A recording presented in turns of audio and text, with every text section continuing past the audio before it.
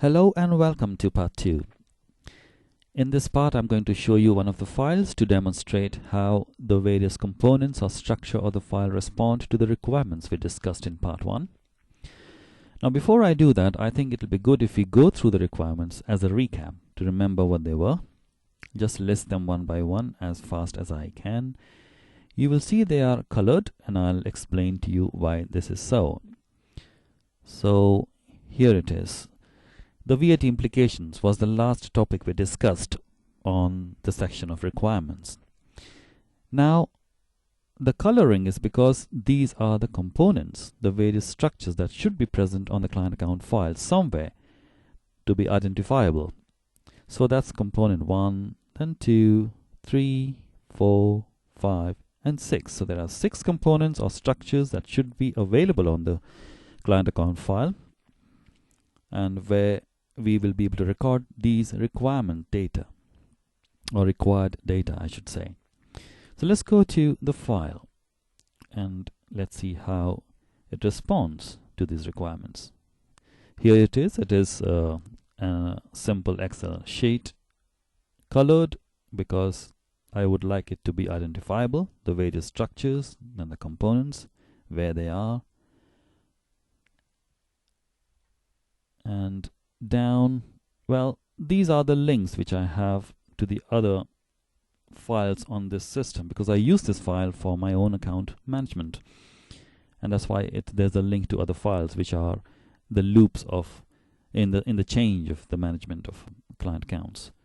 So let's go to component number 1, or the requirement which we said, the client name, ID, date of joining. Now, why the date of joining over here? Well, it is for convenience sake for me, and it can be changed if someone likes it. However, I have noticed that there is a practical aspect for it too, so I'll discuss that as we go on. Component number 2 is this part, which is the most important part of the file, where we record the rates. Without the rates, anything over here will not show. It will be meaningless. You'll see there are 2 types.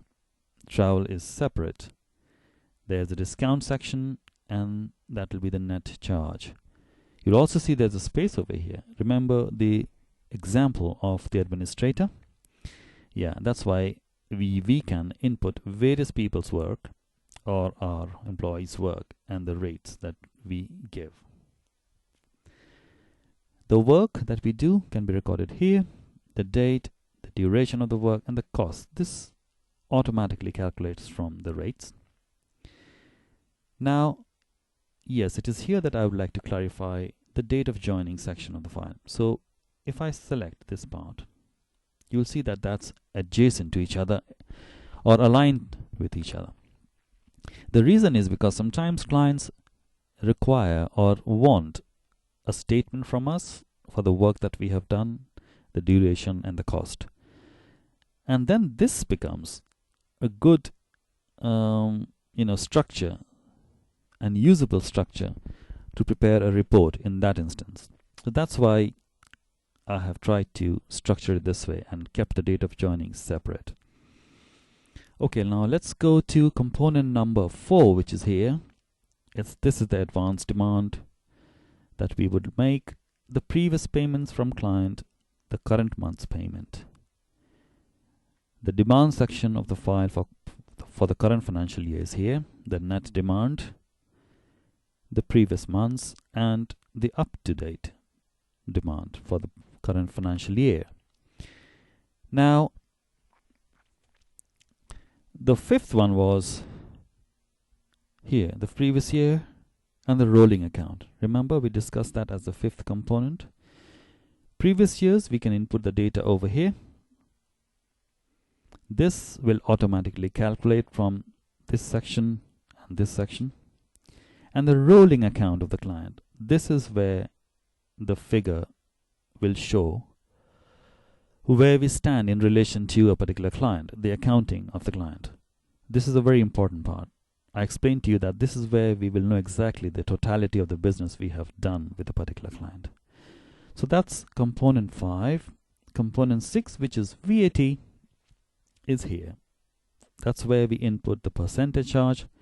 When I mentioned the term the VAT and its implication on the other costs. What I meant was this VAT should have its implications on these areas.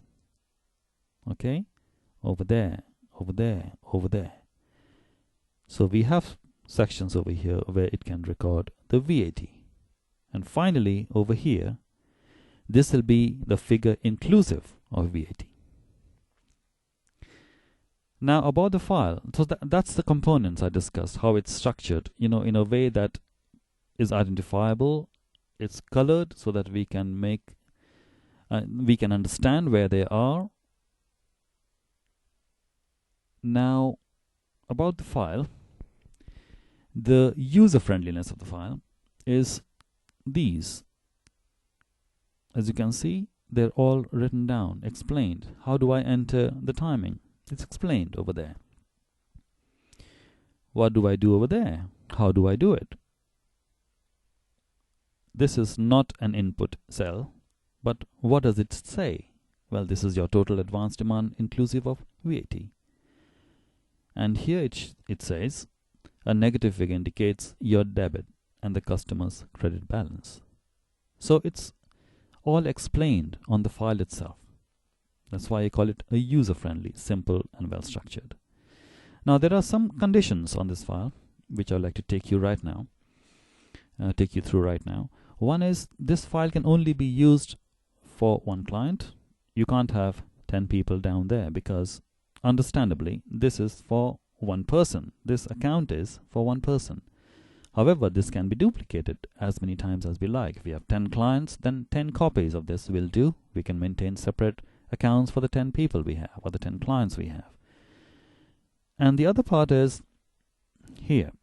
You'll see it's called a sample now because I'm using it as a demonstration for the video.